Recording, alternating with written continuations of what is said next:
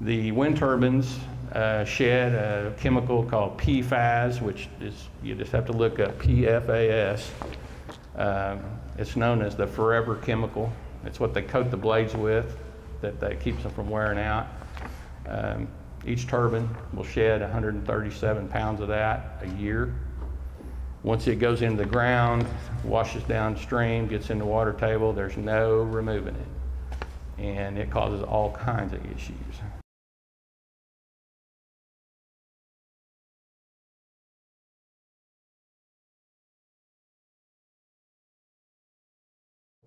Good evening, everyone. So glad to see everybody turn out for this community get-together. We're going to be sharing some information. We want you to be able to share with us the reason why we're having it tonight, and we apologize for having it Wednesday because we know that this is church night, but we have arranged a meeting, or Daryl has arranged a meeting for us with the energy company tomorrow. So we wanted to get the input from the community before we went to see them. Now, we invited them to come here, but they actually refused. They preferred to be meeting with a small group. So there'll be a half a dozen of us or so that will take your questions and your concerns to them tomorrow. Okay, we apologize that we intended to have a PowerPoint and some displays on the screen, but our facility canceled us out at the last minute, so we're here and we're making the best of it. We have some printouts on the back table. I hope there's some left so you can share in those. But the next time we hope to be in a facility where we will have better like a PowerPoint and better screens and things that we'll be able to have a better meeting. But tonight we really just wanted your input and your thoughts and your concerns before we meet with these people tomorrow. So we'll have some announcements later on before we leave, but I would like to turn it over to James Rott, who has helped us put this together this evening before we announce our speaker. Well, I'd like to thank everybody for coming out tonight. It's kind of a little bit confusing with the change of venue, but I appreciate the crowd that we've got. A little backstory, I didn't know anything about what was happening until about a month and a half ago. And when I was told what was going on, I just started asking questions. And every question gave us another question. And so like scope and size and what's going to happen, who's in charge of this, who regulates it, just what's happening. Every time we tried to get an answer, nobody knew. So we spoke with senators, we spoke with congressmen, I spoke with Daryl Yoder. This is a lot of vagueness. And my concern is this is something that's a 20, 30, 40-year investment in our community. There are no guidelines with it. And so I just started saying, well, what can we do to put guidelines together? Is there anything? So that's why we're here. There are a lot of questions to be asked. I don't know if we'll have any answers here tonight, but we need to start asking the questions. As we've asked questions, we've learned a few things. The biggest thing is there's not a governing body to deal with these plants that are coming in here. And that's scary to me. So we've been asking questions. That's why we want everybody here. Leeward's going to be here tomorrow. We're going to ask them some questions point blank. Then I believe a week or so later, they're going to have a big community meeting where everybody can get together. So you got 2 weeks to get yourself together and research and look and get good, solid questions. We've tried very hard to get rid of gossip and look at facts. And that's been difficult. When you Google this stuff with solar or wind, you got to get rid of the 3 panels on a house and you look at industrial. In Oklahoma, the biggest solar facility is 80 acres. So we're going from 80 acres to 1,200 to, I've heard as much as 13 to 15,000 acres in Mays County. That's a scary number for me without any guidelines or regulations. I don't like the government being in my business, don't get me wrong, but there needs to be someone that you can go to if there's a problem. I don't see why we can't have a win for all of us, but we need guidelines, we need regulations. So anyway, that's why we're here talking. John Spence is up in Craig County. Craig County's been fighting this. Fighting's not the right word, but been looking at this problem for the past 7 months. John has a wealth of knowledge, and he's here to share it. Now, it's going to be more tailored to the wind, but a lot of these contracts are vague, so they can switch from solar to wind to hydrogen or whatever. So his input will be a lot of the wind side of it, but it can translate into the solar as well. So this is John Spence. I'd like to introduce you. He's from Craig County, and he's going to give you a lot of information. I got to tell you, I didn't know I was the keynote speaker tonight, so so forgive me. I do see a few faces. I see Roger Moore back there. I believe I know him from Farm Bureau stuff. And so let me brief you. We're, I would call it in the wind battle up there. There's been land leased in Craig County to wind for 20 years. But they never had put enough together to really do anything. And y'all probably know who Frank Robinson is. He'd been fighting them for years, standing alone against them, and had got some legislation passed. It's since been undone, those kind of things. We'd let Frank kind of carry the water for us. Until one day we woke up and the land across the road from me was leased. They've got me surrounded. I'll show you on the map here in a minute. And they started leasing north of number 10 highway up around Welch. And the way they do that is just what you'll be surprised to find the land across from you is leased. You know, they don't come in and announce that they're wanting to look at this and ask for community input and all that. They do, particularly the wind turbines up there, they did them all in the dark of night. And one day we found out there was 20,000 acres leased. So I got with Lonnie Wood and Wendell Wood. They'd fought this battle in Labette County, Kansas, Neosho County, Kansas, and Cherokee County, Kansas in probably for the last 2 or 3 years, and have managed to get them. They're under control. There are some in Neosho County. They got any additional ones stopped. The way they did that was with the county commissioners in Kansas have just a hair bit more power than ours do. And they have the ability to do an ordinance. So they did wind ordinances in those 3 counties in Kansas that allowed them to say, you cannot outlaw a solar field or you cannot outlaw wind turbines, but you can do setbacks and regulations on them that respect your property and keep them back off your fences and those kind of things, and not threaten your health and safety. And with these wind turbines they're talking about up there, the top of the blades would be up in a 700-foot range. And when they're turning, if they turn, we don't have wind enough here. You know, if you look at the wind maps clear up to 300 feet, we don't have sufficient wind for these wind turbines. I'll explain to you what the deal is here in a minute. But very insufficient wind. I was down Delaware County. Their wind is poor on the map. And you're asking, why would they do that? Why would they go down there and put wind turbines in? We'll talk about that in a minute. But so we're pursuing in Craig County, working with our commissioners, the only means you have to regulate these things. The state has been no help. The state could regulate them. At one point, there was a moratorium on wind turbines east of I-35. That was in there for 20 years, and the wind people managed to get in there and work with our legislatures, and I'm telling you, there's lots of money going around in there, and they managed to get it undone. That's why we're facing the wind turbine problem now, east of I-35. So county zoning is the only way you can regulate wind, solar, any of this stuff in the state of Oklahoma. So what we're pursuing is, and it's taken us 6 months to get there. We've had to hire lawyers. We've had our commissioners were frozen with the prospect of being sued, okay? That's their, well, we don't want to do something that's going to get us sued. We don't want to do something that's going to get us sued. The DA, he was kind of the same way, and I think we share DA, Matt Ballard. Good guy. He's working with us. But we engaged a lawyer to research all the aspects of, okay, if you regulate these people have leased land just like yours have, but they should have no expectation that there wouldn't be some regulation put on them. And as long as you can get that done before they actually construct something, and if they construct one here and try to do another one, and you've regulated between the two, you can regulate, you can't make them take that one down or move it or anything, but you can regulate the next one. So those are kind of the parameters around that.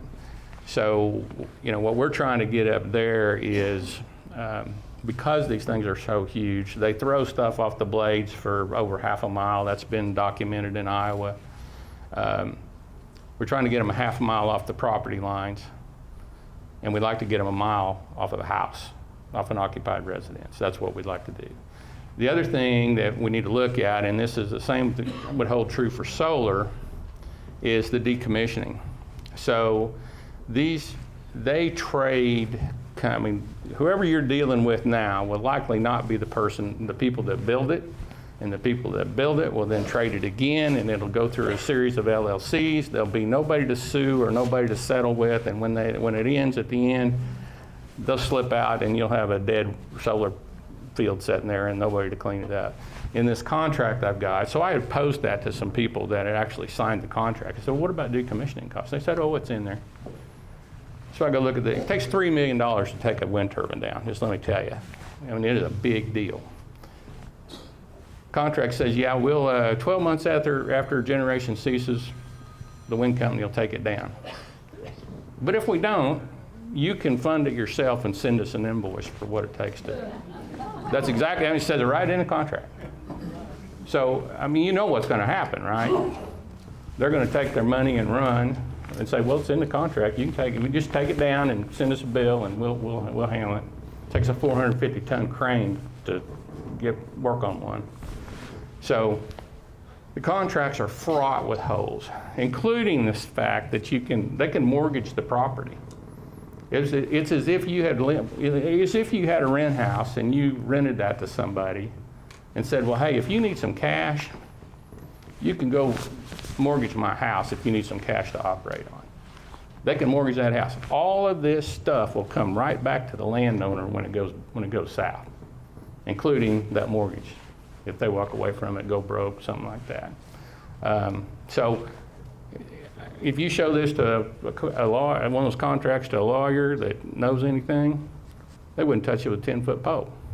But they walk through this money. I'll go through that here in a little more in a minute. But so what we've done, and this had come out of Kansas, Lonnie Wood had worked this strategy in Kansas. You know, first day we walked in, the commissioners and said, hey, we got a problem here. We need you guys to do something, get some control on this. Of course, we didn't know what all the options were at the time, zoning, ordinances, what all it took. And they're like, well, we can't do this for 20 people in here screaming in a commissioners meeting. You know, you'll just get the county sued and da-da-da-da-da. And we're like, well, hey. So we called every one of those people, or they volunteered their land up to, hey, put me on that map. There's 20,000, well, actually about 15,000 acres on the south side. North of number 10 highway, there's about 20,000 acres leased. There's 194,000 acres colored red on that map. The leased ground, it represents 26 people. The red stuff represents about 500. So we were able to turn this conversation, and wait a minute, it's 26 people is the reason we're talking about zoning. I told them the other day, you would never seen my face in here and talk about zoning if we weren't, but for what those 26 people did. So they did that without any, I mean, we're talking, and they will pitch neighbor against neighbor. I mean, people that have known all your life sign up for this stuff and never say a word to you that they're going to do it. And once they sign, they're on an NDA agreement. They're not even supposed to talk about it. So, I mean, it is all this wind stuff. I suppose solar would be the same way, it's just done undercover.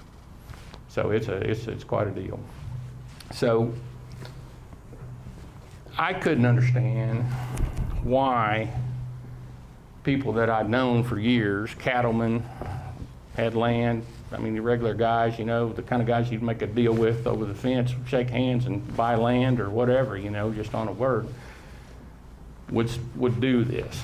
So I was able to get a hold. You can't, if you, anybody that signed the contract, you can't, they're on an NDA. They can't show you what the contract said. They can't show you what the pricing was that led them to sign the contract and all that, but they made the mistake of making an offer to one of our guys, and he didn't sign the contract, and they left all their stuff there. Well, I mean, I was just trying to understand why could these people, so he let me have that. And I got I got it here somewhere. Just bear with me. This thing will make some racket when I come back here, I think. I got this price sheet. Says they're looking at doing an overall deal of 111 turbines, encompassing 30,000 acres. The turbine size is going to be 4.5 megawatts. The capacity of those to generate, and don't let me confuse you with this electrical stuff, but I'll get to it in a minute. The capacity would be 40%. Revenue price for the electricity would be $40 a megawatt. Annual gross revenue, AGR, $70, yada, yada, yada. They had a map on here. There's the map. They got the little yellow pins. The keyword is proposed number of turbines. They've set them right on top of these houses on this map with a 1,500-foot setback. Said he'd have 7 turbines on that 1,000 acres. So I got all this, and I said, I need an expert to explain this to me. So there's a guy in Kansas named Brian Culver. He sits on the board of 4 different electrical generation outfits. They buy electricity off Southwest Power Pool. And I sent this to him, and I said, Brian, I need you to explain to me how these people are going to make money. And he said, well, send it up. I'll take a look at it. He called me back 30 minutes. And I said, so what's the deal? He said, this is blatant fraud, is all it is, blatant fraud. There are no 4.5 megawatt turbines sitting on the ground in the United States anywhere.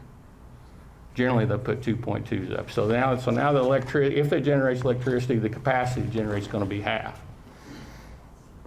He said that the efficiency of the turbines is going to be 20% maybe, not 40%. So now you've cut your efficiency in half. Revenue price for electricity on the Southwest Power Pool from $12 to $15, not 40. So they exaggerate the number of towers. When they're coming to sell you this stuff, they'll exaggerate the number of towers you'd have. They exaggerate the size of the generators on them. They exaggerate the efficiency, and they exaggerate the price. And at the end of the day, they come down here and say, well, hey, man, you're going to make $200,000 a year off this 1,000 acres.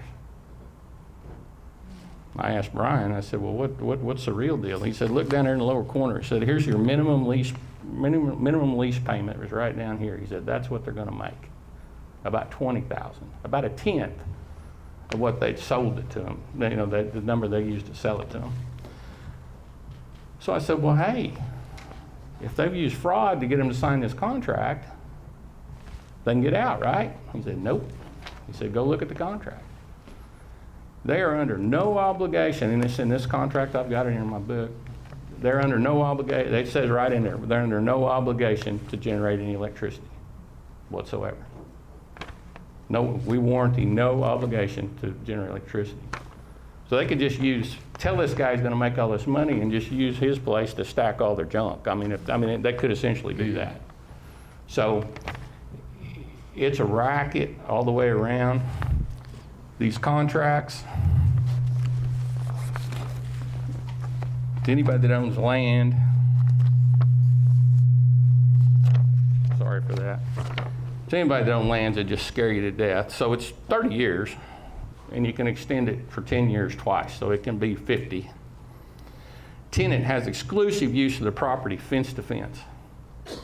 So they're telling these ranchers, oh, we'll just put a turbine out there, but maybe they'll do something else. Maybe they'll cover it with solar panels and you won't be able to run any cattle. Tenant has the right to use the property for lay-down yards, maintenance yards, staging areas, erect buildings, energy storage facilities, anywhere they want. No warranty of energy production. Tenant has not made nor does make any representations or warranties regarding energy production from the facilities on the property. So he turned around and told him he's gonna make $200,000 a year, and in the contract he says, we ain't guaranteeing nothing. The tenant has a right to develop wind energy, solar facilities, hydrogen power, or energy storage facilities, which we don't even know what the hydrogen power or the energy storage fields look or amount to. Actual gross revenues exclude tax credits, including the federal production tax credit. That's where the big money is. The big money is going around the landowner to the investors. In this case, I don't know. I tried to look up the production tax credit for solar. I really couldn't get a clear delineation on it. It's 2.6 cents a kilowatt, which doesn't sound like much. It's $26 a megawatt. So if they sell the electricity on the Southwest Power Pool for $12 a megawatt, the landowner is going to get 4% of that, which is 48 cents. The wind company will get the remainder of that $12, and the investors will get 26 bucks. And then it goes all the way around him, skips the landowner at all. He gets no piece of that. That is the only reason these things are being built, whether it be solar or wind. The only reason is these tax credits. The right to mortgage, tenant or any transferee. So this guy that's signing up this land right now, the tenant or transferee may, without the landowner's consent, transfer any interest to any mortgagee for security purposes, whether by mortgage, deed of trust, security agreement, or otherwise a mortgage. Would any of you in this room sign that, sign your property up like that? And I promise you, those solar contracts look like this, I imagine. Impact of bankruptcy. Neither bankruptcy, insolvency of the tenant or transferee shall be grounds for terminating this lease. So if they go broke, bankrupt, whatever, the lease still holds. Landowner may not terminate this agreement or tenant's right to possession of the property. Now get this, jurisdiction of venue. Landowner agrees that any litigation will be done in federal court, not local or state courts. This is an advantage to the tenant because the issue can be dragged out for years in federal court. It took the Osage Indians 10 years in federal court to get those turbines determined illegal out there in Osage County. They've got NEOK put up 81 turbines in Osage County against the Osages because they were down in the ground where they have mineral rights. It took them 10 years in federal court to get that settled. Waiver of subrogation also says, oh yeah, by the way, you waive your right to sue anyway, so it doesn't matter if it's going to fail, you can't sue us. Restoration of premises, as I was talking about earlier, upon expiration and termination of the term, if the tenant does not complete restoration requirements, removal or restoration of everything within 12 months, the landowner can do it and send the tenant an invoice for the cost, less the salvage value. So if you got 2 turbines, it's going to cost you $6 million. You're going to have to put up the money to get them down, send an invoice to who knows who. All these companies are backed, all the wind companies, I can say this definitively, are German, Netherlands, Italy. That's where they're coming. They'll have a front person. They'll hire somebody, the one up there, they got some little gal from California in a short skirt. She runs around and sits on these old ranchers, you know, chairs and gives them a cookie and all this stuff. And she go back 10 times and finally get them to sign. Well, she's going to be gone. She's not going to be the person that's going to build this thing. They're going to turn it over, sell it to somebody else, sell it to somebody else. That's typically they turn it over through a series of LLCs where you couldn't get satisfaction in the court if you wanted to. In confidentiality, the landowner gives up his right to speak without written approval of the tenant. So anything they're doing, anything they put in the contract, any of that stuff, you agree not to say one word about it. They totally gave up their right to speak. So, I mean, that's 14 points out of that contract. The rest of it was just, I think, 30 pages long. Unbelievable. So they promise in this wind situation. and it's all a hoax. Now, whether solar's that way or not, I don't know what the generation power, because we've got very little wind, I don't know. As I understand from solar, it's about 20%. So if they put up a so many megawatt installation, it's going to generate 20%. I think it takes 10 to 13 acres to make a megawatt electricity out of a solar panel, something like that. So you can imagine what that amounts to. And, you know, for $12 worth of electricity, you're going to take up 13 acres of productive land. And we don't know what the impact is to your neighbors. Now we do, we've got a pretty good idea. Wind turbines are, and if you go to the internet, and what James was saying, you go to the internet, you got to look hard, because it is all bent toward, you know, your buddies at Google, is all bent toward, oh, it's going to save the world. You know, while we're turning our world upside down building wind turbines, the Chinese are bringing on a coal plant every other week and just keep right on churning. So then one dang thing we're going to do here to change any of that. So it's all, and I'm, you know, without getting too political, the people that are backing this are the same ones that want to put boys in your girls' sports, can't identify a woman, that. It's the same people. This is all coming from the UN 2030 sustainability stuff. This is where this all comes from. Clear back in there, and it's got everything, including population control.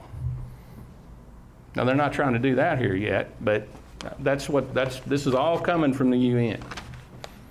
And the crew up there, you know, Trump had pulled the plug on this stuff. And now it came back with a vengeance. $500 billion in that,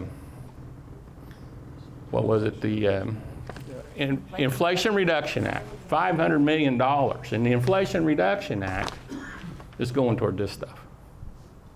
So that's what we're fighting. But in Oklahoma, we can fight it at the county level. We can get some regulation on these things to get this stuff set back off our property lines, review the health and safety issues and things like that. And I don't know where you commissioners stand on this, and I can tell you the first time we talked to ours, it was kind of like, hear no evil, see no evil, speak no evil. You know, they wanted to grade the roads and not have to worry about this big stuff. But I talked to James, you know, we got into Title 19. Title 19 is a 544-page document that lays out the power of the county commissioners. And roads is a little piece of that. But health, safety, prosperity of the people of the county is primary and foremost in that document. That's what they're there for. Yeah, they take, you know, we think of them as the guys that grade the road, and get rock and clean out a culvert. And that's pretty much what we've got, guys that come out of that deal, and they're county commissioners now. But the county commissioners are extremely powerful if they'll take the ball. And that's what we're working toward, is just get them to take that ball to help us out. And that map has helped turn the tide on that, because like I said, the first time we went in there, they were like, well, you 20 people can't make anything happen and you'll just get us sued and da-da-da-da-da. We hired lawyers. The lawyers convinced the DA that it was all valid to regulate them. That's what we had to do. And that map said there's way more of us than there are of them. So that's how we got there. I've kind of walked through this, how they get you to sign a contract, but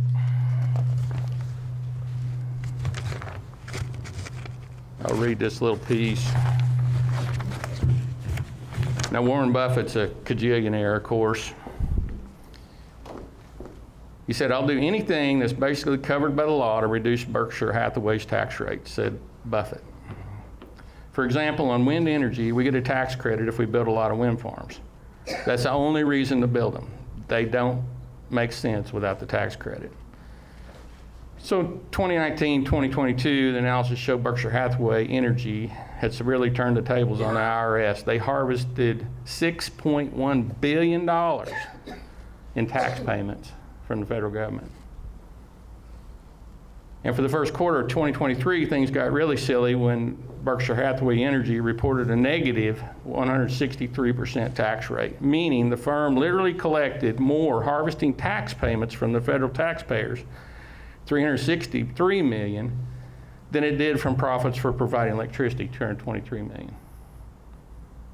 So they sold $223 million worth of electricity, but they got $363 million back in tax credits. And then this goes on to talk about the real disaster was that Inflation Reduction Act that provided all this money to do this with. So I wish I knew more about solar. We could talk about that. We are threatened with solar up there as well because all of these contracts contain all of those components. It's we can do this or we can do that. Like I said, we don't know what hydrogen production is, but somebody probably ought to be looking into it. That's their hope for the green fuel to go into internal combustion engines, because hydrogen, when it burns, it just makes water. But what it takes to generate that with, I don't know. And they've been trying to do it for years.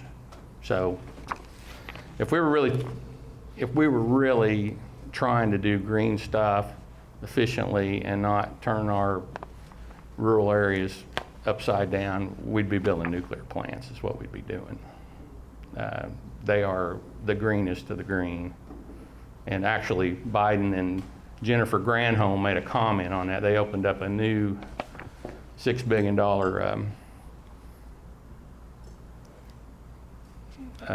plant, energy plant in Georgia just recently, and they both made the comment, oh, we need to build more of these. Well, it probably took them 20 years to get the permits to build it. So, I mean, it's that.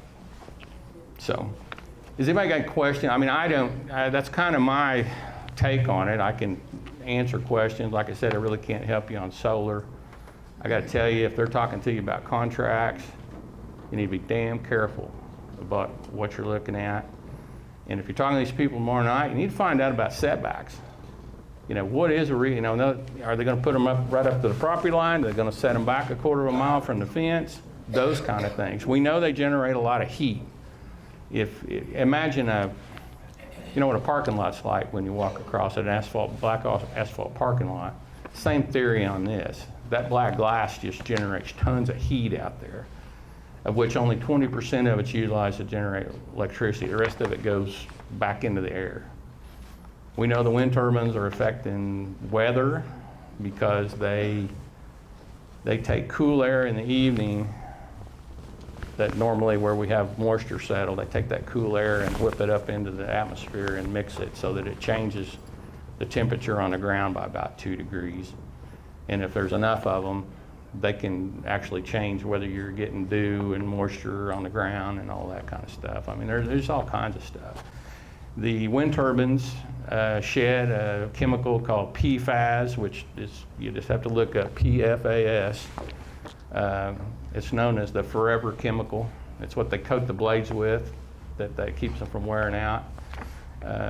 Each turbine will shed 137 pounds of that a year. Once it goes into the ground, washes downstream, gets in the water table, there's no removing it. And it causes all kinds of issues. So, I mean, we just don't know. This stuff is so new, we don't know what it can do. I do know that cobalt is one of the key factors in all these electric cars, our phones, these solar panels. And I just read a deal before I came down here. I mean, that's being mined by 8-year-old slaves in Congo. They're turning the Congo upside down, mining cobalt under Chinese guidance that goes to China, gets into solar panels, and comes here. I mean, this environmental is just, they're just looking through a little tube at the U.S. thinking they're doing something. And do they care about the environment if they're covering all of the middle of the U.S. and black glass and wind turbines? I don't think they care about the environment. They care about money, and that's all it is. Just money. I just did a little bit of research before I came. It came by 2050, they think decommissioning will result in about 300 million Tons. I saw 750 million tons. Yeah. Well, I mean, million tons of landfill. there's already, if you look and all you got to do is type in Wyoming burying wind turbine blades. These wind turbine blades, particularly in this country where we have dust, and down in Texas where they have lots of dust, there's highways lined with dead turbine blades down there. They're cutting them up in 75-foot sections. They put the little end and the middle end and then in the big end, and they load them on semis and they haul them to Wyoming, and they're burying them in pits up there. Non-recyclable, and they will never decay. They're just up there just burying them as fast as they can bury them. And they're all built out of petroleum products. I mean, they're all fiberglass and resin coming out of the oil field. So, I mean, it's just, you just shake your head and think, why, how could we possibly be here where we are? But it's not too late to fight, and it's got to happen here and hopefully get to the state at some point. But we've received no sign, no sign of hope there. But I think one of the key things is, and one of our congressmen went clear to Stitt's office about this. And he said, well, you know, Oklahoma's been fighting for years so people will have their property rights. Meaning the property rights of the people that want to put wind turbines or solar panels. I have a question. John. I'm not for wind turbines, but I want to know, is Craig County or the commissioners, are they working towards, now you said that Oklahoma has to have zoning. Here's, Now, is Craig County going to do that? here's, But most of us that live in the country don't live in the city because of zoning and ordinance. let me talk to you about that. We'd like everybody that wants to speak or have a comment to please come up to the front and speak right here so that everybody can hear you. Oh, okay. And so, Well, I'll kind of reiterate what she said. Yeah. You know, you're talking about zoning, and lots of folks. So, Sam Buford, you guys may not know who Buford Ranches is, but I mean, they've got 64,000 acres in Osage County. They probably got 30 in Craig County up there. Frank Robson, 25 or 30,000 acres up there with us. We've got lots of big landowners that are on our side. And that issue of zoning immediately makes people recoil, okay? But it need be no more intrusive than you choose for it to be. So I, Just like living in city no, ordinances. I would say no, because I looked at Creek County and Osage County. Large rural county, mainly rural counties. Now Creek County's got 9 municipalities and about 46,000 people. I don't know how big this county is. But I looked up their stuff in Creek County, and they've got a grand total of 2 people that do their zoning, and mainly what they do is platting of land divisions, where people are going out and taking 80 acres and carving off 10 to build a house or something like that. That's mainly what they do. They do no permitting and no inspections in the rural, in what they call the non-incorporated areas. If you open this up John. to zoning for Nope. Okay, we can't continue dialogue. We would like them to come to the front, Well- and we'll have a limited time to. Okay, that's fine. After this is done, we'll have to, somebody else might have a question. All I'm saying is, if you open this up to zoning, you're gonna open up a can of worms. This will only be the first step. Now, most of y'all live out in the rural communities. And that's because you don't wanna live in town because of the restrictions that you have. So think about what you're gonna open up if we're required to have zoning in the county for this. It will only be the first step. It will just open up a can of worms for other restrictions. So that's just all I'm saying. Well, I'll briefly go through the process and what we're working through up there. We're trying to get an ordinance passed by the county commission to put zoning to a vote of the people. That's the first thing.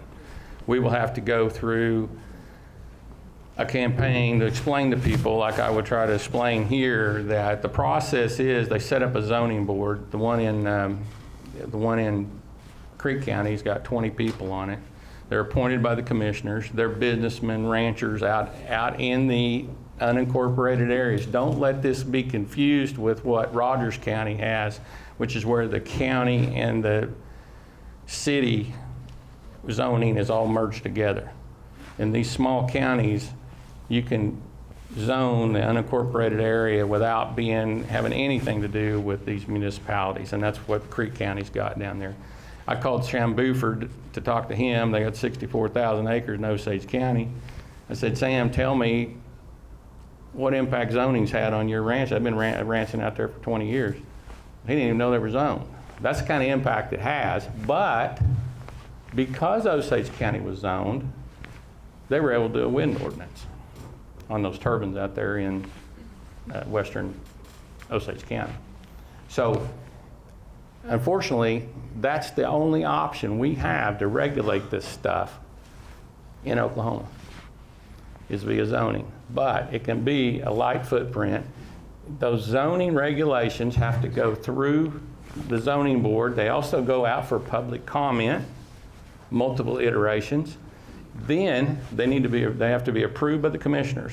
And on top of that, there is a board of adjustment that goes with the whole process, where if you had an issue, you would take that to the board of adjustment, explain your case, and see if you couldn't get an exception to it. So, I mean, we don't envision anything changing in our rural area other than our ability to regulate wind and solar. We don't envision any regulations whatsoever out there, anything changing. Ag is totally exempt by state statute. You couldn't zone anything agriculture, including a marijuana farm, by the way, unfortunately. You can't zone anything ag related. You cannot zone it or have anything to do with it. Mining, minerals, ag, all exempt. Oil, all exempt by state statute. But what they didn't do, there's a provision in there for structures and all kinds of height of structures and all kinds of things. There's a provision in Title 19 that gives us the ability to regulate wind and solar. So, and it's up to the people to determine what those zoning regulations are. So that's where we're going. We're going to have a fight. It's going to be a battle to convince people to say it's either a 700-foot wind turbine on your back porch, blade turning 180 miles an hour. The low decibel sound, you can feel it for a mile hitting you in the chest. You can hear it like a jet engine. I've been up to Neosho County, Kansas. When they're going, it sounds like a jet engine up there. People have walked away from their property up there because they can't sell it. If you're within 2 miles of that thing, your property's worth 50%. If you're within a quarter mile of one, you ain't selling your property at all, ever. That's what you're facing if you get wind turbines. I don't know the impact on solar, but I can tell you definitively on wind turbines. So when you say, well, we don't, I don't want anybody telling me we're not trying. Nobody's going to try to do that in Craig County, I assure you. And it's the only means we have to protect ourselves. I have looked and read, and I have a lot of things back on the table because we didn't have the ability to put up on the screen. But I can't find one positive thing that's going to do for our community. But if you can, please come forward and share it with me.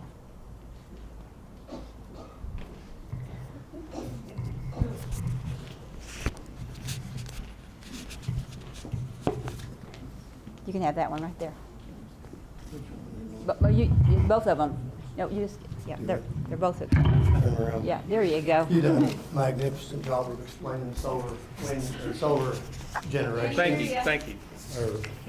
I was just telling him he did a magnificent job of explaining solar generation, except I didn't hear anything about solar.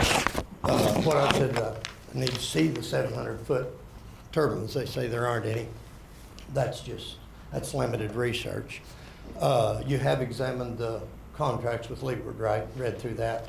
I haven't Like the examined any of lawyers your have. contracts. No. So we, What I'm telling you, Bruce Yoder, There you go. I'm out northeast of town. Yeah. You need to face the microphone so we can hear. Okay, sorry. So these contracts have been looked over by some fairly decent lawyers before we went in. I don't know. I've never been sure, I'm not sure of the veracity of the solar. Some of it, one guy I go to for advice says sometimes the government has to get involved and there's so many ways to develop some. The wind turbines, I can see where that might be a problem. From everything I know on the solar, you're going to mostly sand and aluminum. We're not going to have this forever chemical that is a bad deal. There's a lot of hysteria about all grown up and fires and everything. These can be managed in several ways. The plan around here is they will be grazed by sheep, mowed once or twice a year to keep them neater. I don't know if that's all accurate, but the contracts have been looked over. You'd be kind of dumb to go into something like this without having somebody look at this stuff. They will generate a lot of ad valorem taxes. I know prior schools doesn't need them. They've got more money to know what to do with. A lot of this is Shoto's school, and they would be helped by them. Talked to Yolanda, and she said she couldn't give any numbers. You know, they just don't have them. There'll be a lot of tax revenue generated to the schools and the roads. The environmental hazards from what we've researched is just not like it is with some of these chemicals. But that's all I know. The zoning thing is exactly accurate. You give them an inch, they take a mile. We have a lot of things that need to be, if you're going to zone, you should start zoning some problems in the county first, but that's not for this argument. But there's two sides to this. Your bias is not everything. So you're an expert on fruit, or are you here for it? Yeah, I lose my farm bill. There is. No, I am not an expert at all. I am not an expert. We've done the research. I've got a guy I look to that he's retired and does a lot of researching things out of curiosity. He has this thirst for knowledge, and the more he knows about, the more things. And this is some of what he's got. Painting everything with the same brush is really what kind of gets me. We talk about wind turbines, everything, and assume that goes. There is more than a 20% efficiency off of the panels from what we see. These are, guaranteed I wouldn't stake my life on these facts. You can't stake it on any of these. There's a lot out there, but from fairly careful checking, there's a lot higher. How close No. are the land that you've leased to your home? 150 feet, 200 feet, I think. This is such low voltage. Your danger comes from your high voltage lines. That's danger. There's a neighbor out there, over 40 years, he documented the highest cancer rate of all the little dairies around him, but his pasture was crisscrossed by high voltage lines. That is not scientific either, but boy, he sure was frustrated hauling off more cows than anybody else. So the low voltage is not the danger that the high voltage power lines are on it. There is some, unless a really hot day, you can go up and put your hand on it. It's about like a car windshield, asphalt paving will put off more. Let's move on.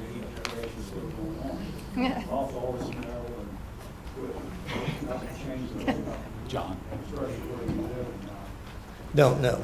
But that is Well, a I don't problem know if I can, but I can't respond. on it, but if we have accuracy, it would be good. I told one guy, man, if we can become convinced that it's wrong, I would unleash. Signed contracts, you already convinced that no matter whether it's wrong or right, you've already signed it.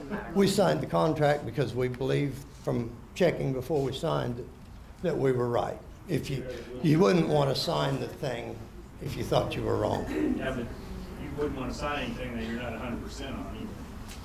That sounds like you jumped into it before you know 100% of what's going on. Nobody knows Not to mention it's gonna affect 100%. Neighbors or anything else. We have the next question. Move on. I didn't hear it. And maybe you can answer. Okay, my name is Lori Nichols. For those of you who know, Butch is my husband over here. We have 100 acres out east of Pryor. I just moved to 88 acres out west of Pryor. And I would like you to ask Leeward Energy tomorrow what this is going to do to my property value if they put one across the street from me. So yeah, did you ask your neighbor that when you did it? No, it's, I didn't think so. the property values are what they are. You know, but I want to say one thing. It's, I just sold a house on the lake. and I I'm couldn't proud sell of it. you. No, I couldn't sell it because I had neighbors in my backyard. Imagine what it was if it was solar panels. Probably just, It'd be worthless. but this is the problem with highly emotional and less factual things. So we just as well carry on. Am I on? My name is Christy Troyer. I'm a lifelong resident of Mays County, born and raised in the center of Mays County. And I will acknowledge where Bruce is coming from briefly, that solar energy is less invasive than wind energy. I will give them that. However, there are concerns. Your property values, the construction alone of the solar panels will make a bare land. And we all know as farmers how long it takes bare land to rejuvenate after, and if it can, because the solar panels do attract heat. There is a small solar panel farm on 412 just outside of Salilone. If you drive by it, there's very, very little grass underneath those solar panels. What does that do just to that property, and to the neighboring properties? People have, on a small scale, started putting solar panels on their roofs. They can't pay for them. They can't sell their house because the solar panels are then mortgaged with their homes. Their roof life cycle has reduced drastically. In addition to being a Mays County resident and an agriculturalist, I have judged FFA speeches for the last 25 years. Renewable energy has been a huge part of speeches that I have heard. I've heard pros, I've heard cons, and you have to weigh out both sides. There are pros to renewable energy, but are there enough pros to outweigh the cons? Just to get to the solar panel, there's a lot of cons.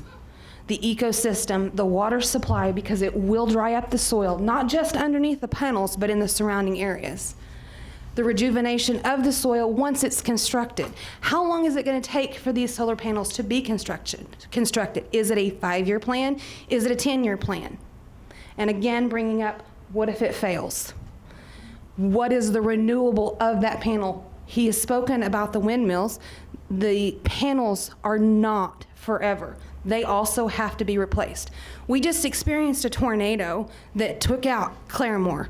How much cost would it be if that tornado had hit the solar panels? Now, is that investment company going to repair and replace the solar panels that are damaged? We're in Oklahoma.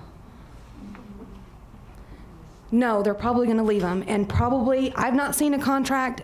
Obviously, don't sign anything you don't fully support and understand. I can't stress that enough. But there has to be clauses for cleanup if they abandon the project, cleanup if there's a natural disaster, because we are in Oklahoma. Am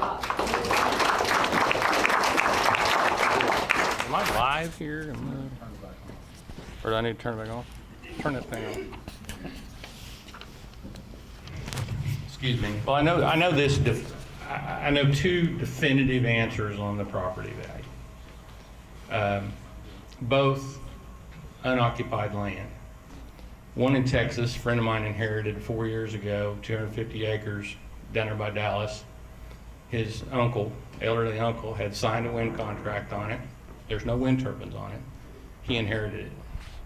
It's been for sale down there for 4 years, and there have been developers look at it. Everybody, lots of people wanted to buy it, put houses on it, whatever. As soon as they find out that wind turbine, that wind contract's on there, they walk away. Been set for sale for 4 years. There's a place up north of us. Guy's got 320 acres, elderly fella, 80. It's isolated, totally isolated. Couldn't be hooked to anything, but they leased it. His deer hunters told, he said, well, I don't know if I'm gonna get any turbines, I'll just sell this thing, divide the money up by my grandkids. His deer hunters had told him, said for years, said, we'll buy this land.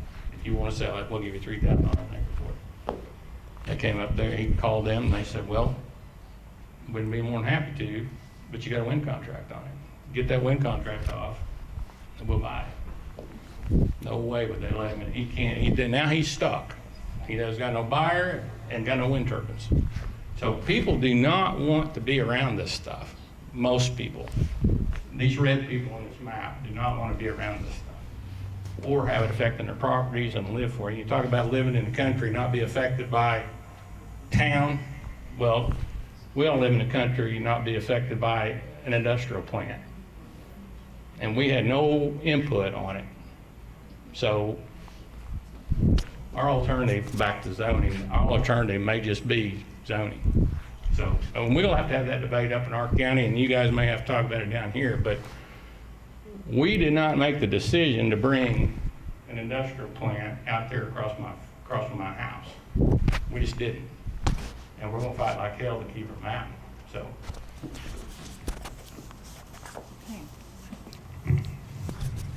There's your thing. All right, any more comments or questions? One thing I'd like to say is that we do have a Mays County map in the back of the room. Latasha Caldwell brought that in today. If you would like to stop and find your property on that map, be glad for you to locate it and color it in based on what your support is going to be, how you plan on handling the situation if it comes your way. So if you want to have a solar farm, or, well, I would say solar complex on your property, then you can color it that color. If not, you can color it the other color. But also, we have set up an email account. We have a Facebook. So we would like to stay in communication. We'll have lots of other information to share, not stuff that we have thought up, or they're experts in this field who've been doing this for a number of years, even on solar. Solar is not new. So there are other states, I'd say Virginia, West Virginia, Mississippi, lots of states are very active in keeping this out because it does have its own set of issues. And those of us in the country, and even those that aren't in the country, I would think would have, our community will never be the same. I mean, that's just the way it is. So I'm going to give out, I have these sheets back here. It has our Facebook and our email address on it. You can email us. We can email you if you've left that information for us. Or we would like to, for the next meeting, we'd like to send out emails so that everybody can come. We won't have this problem we had this time of having a venue, getting people confused and having our venue canceled. So if you have a question, you'll have to come up here. And let's see, I'll say, one other thing I want to say is that I did talk to Josh Burkeen, Josh Burkeen told me that in the last Inflation Reduction Act that they passed, which he did not vote for, had $250 billion in it for this green, so-called green energy, which is kind of a misnomer because you can't replace green with stuff. With stuff and call it green. It's just not. But anyway, we have over $1 trillion right now, and it's probably going to go upwards higher and higher. And I have a real special email brought in by Mr. Epperson that gives a very clear picture of what our country's looking like, spending all this money that we don't have on stuff that we don't need and doesn't produce. So, let's see what else. What else am I forgetting? We will have another meeting. This is not the end by any means. We're just starting. So I hope everybody will stay engaged.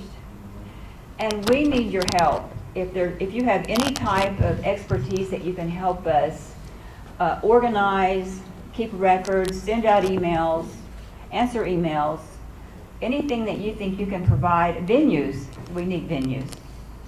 We really, really would appreciate your help.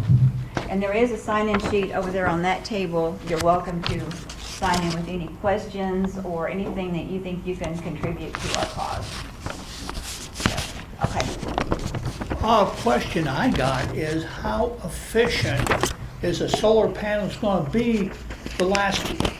This last month we've had very few days of sunshine, and you know, if it takes a full sun to make these things work right, then how are we going to be able to, you know, how well are they going to be working, you know, here in Oklahoma where we have a lot of cloudy days?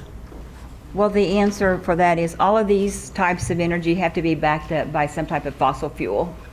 There has to be a backup batteries, or the wind turbines, they have to have some type of backup.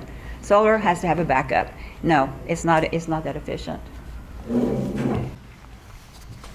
I wanted to add one thing. I don't know where this, you know, if this is just going to go to the grid, is it going to go locally? I mean, is it going to go to Google, directly to Google? I don't know. But one thing I did find out from Brian Cougar in Kansas that I was kind of shocked at, and this is, once again, where my guy is, this is wind turbine stuff, but in Oklahoma and southeast Kansas, generally you have the wind in the spring and the fall when they don't need the electricity on the grid.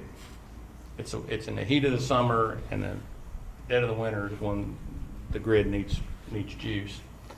And I asked him, I said, well, what is, they're generating and they don't need electricity. He said, well, he said, and he buys this electricity or they pay him to take it off these wind turbines. I said, well, why would they even generate if they get $0 for it? Because every megawatt they generate, they get $26 from the federal government. So in many cases in the spring and the fall on those wind turbines in Kansas, that electricity is going to the grid and the landowner is getting a piece of nothing because nobody needs the electricity, but they have no way to store it, so they've got to put it somewhere. That's another thing to look into. Are they looking at battery storage on these things? You know, that's being proposed, is battery storage on all this stuff, and these huge batteries that they put in the ground or somewhere. We don't know, but just a thought that they will generate even when the grid doesn't need it, they'll generate just to get their money from the government. And once again, that goes all past the landowner.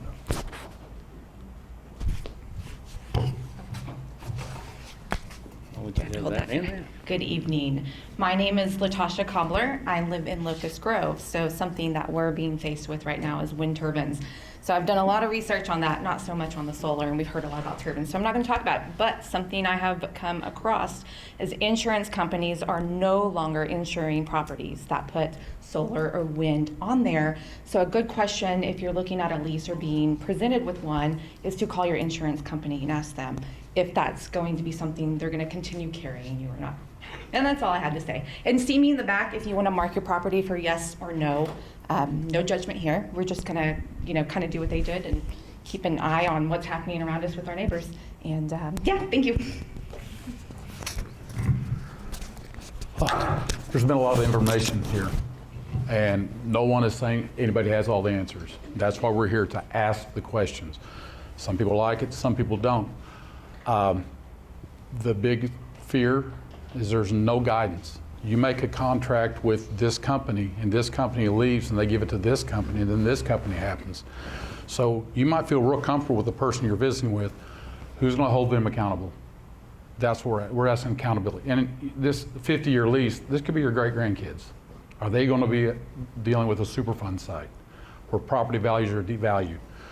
They store something on your property that causes problems that we weren't aware of. We didn't know. They told me this wouldn't happen. So there are no guidelines. There are no regulations. The government isn't helping us. That puts a lot of pressure on our county commissioners, our landowners, our neighbors. We're having to gear up and figure this stuff out. I ain't that smart, but I keep on looking at this stuff, and we're dealing with facts that are so limited because the scope, the size of these things, we haven't seen. They don't have the size. Wind has been around for how many years? Probably 30. Okay, 20, 30 years of data, okay?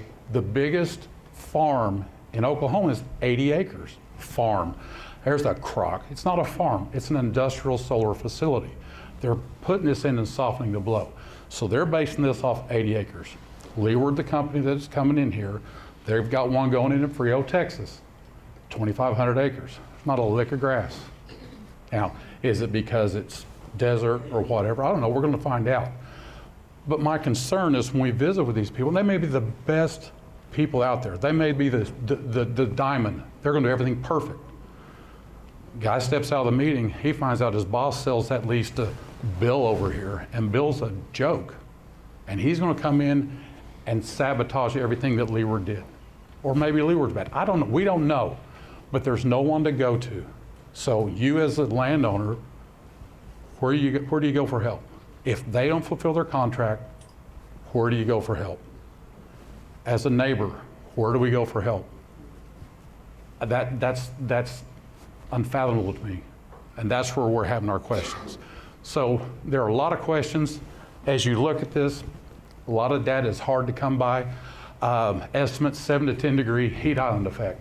Okay, 50% property reduction values based off how close you are to the property. Those are estimates. They don't know because it's so new. So let's ask questions. I want to thank Mr. Spence for coming here, taking his time to visit with everybody.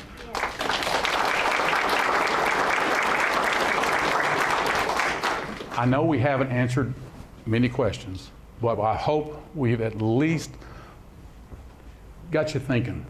And go online, go look, go Google. This internet gets scrubbed of this negative stuff. They try to hide this. And here's this is one of the things that's kind of interesting. These plants are going to be here for 30 years and they're going to decommission, right? So in 30 years we don't need energy? Why are they going to put them in and then take them down? Why are they not why don't we have a long-term solution? It just doesn't. They're going to spend all this money and then tear it down. It doesn't make sense to me. So keep looking, keep researching, keep asking questions. If we ask questions, this group of people, we can come up with some good answers. And that's kind of where we are. So I appreciate everybody coming out tonight. We'll be here, we'll talk, we'll visit, and God bless and thank you all.